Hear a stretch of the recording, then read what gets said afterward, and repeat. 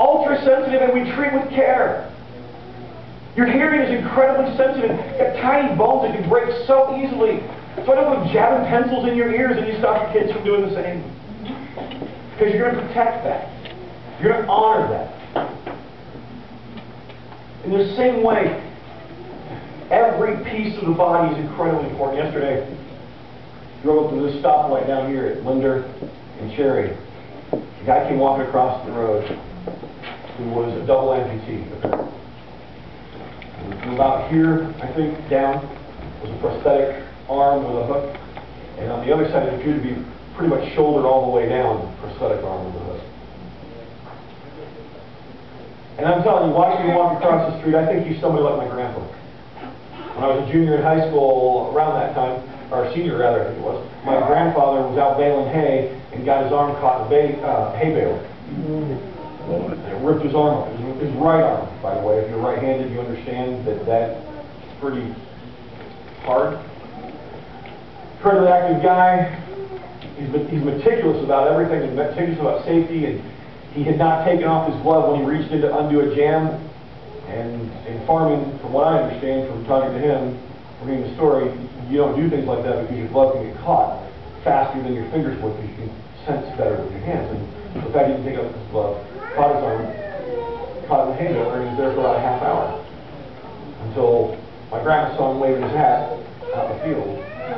And they came and got him, and he lost his arm. My grandpa's a card player. He had a board made with splits in it, and put his cards in it, and he hadn't stopped playing cards. My grandfather was a pilot. He had his airplane hooked up with a ring for the throttle so he could take his hook and hit the throttle. I'm saying flight was a little scary, but nothing was going to stop Grandpa. And I looked at the guy walking across the street, and I think he's one of those guys that says, nothing's going to stop me, nothing's going to slow me down. I'm going to walk out in public with my appendages, which are a little bit unique, hanging off me, because I'm not going to be stopped. But I'm going to tell you something. You asked my grandfather, you asked that man, could you have your real arms back? And they would go, oh, yes. For too long in times of the body of Christ, we have been multiple amputees because the people in the body of Christ have been trying to sit around and receive nutrition from the body without doing anything, and it doesn't work well. It doesn't work well. We are all incredibly needed and essential. You are essential in the body of Christ. Let me say something. If you are a hanger-oner in the body of Christ, jump in. You will not proceed much farther in your spiritual walk with God until you are active in your mission. You can't be. You were created to be a part of the body. Get on board somewhere, whether it's this body or somewhere else. Move in and start pulling your weight. There are times.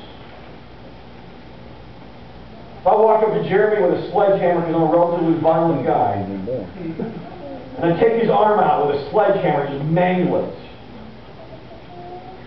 Okay. Jeremy's a hard worker. You know what Jeremy's going to do? After he gets done cursing me and beating me with his other arm,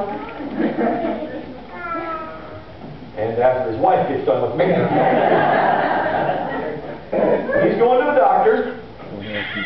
They're going to do some reconstructive surgery. He's going to be in a cast for a little while. And he's going back to work. Because you're not going to keep Jeremy down. Then he'll beat me up again with both arms. There are times that you need to take time down because you're in a healing process. But if you're a soldier at war and you get injured, you want to be made well and healed so you can get back into battle. Not so you can sit around and do nothing for the rest of your life. There are times that you may be in a restoring process, but if you've been in a restoring process for a long time, you may start to make your spiritual injury worse because you're not allowing it to move and exercise and be strengthened. Notice the other thing that's really important about this is you are a part of a body. A body is an intricately organized system. And Satan has been really, really annoyingly smart because he has hurt many of us through the church. Pastors who were jerks. Christians who hadn't really experienced much of Jesus yet or had some big parts of their heart that needed healing. And you've been hurt by jerks. And I've heard enough stories about churches to hate churches sometimes. They've been mean and wrong.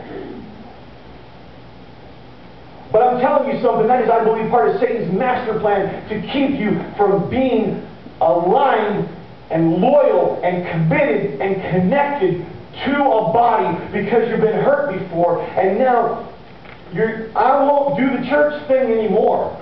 And there are some churches you shouldn't do the church thing in. Because they're not healthy. They're toxic.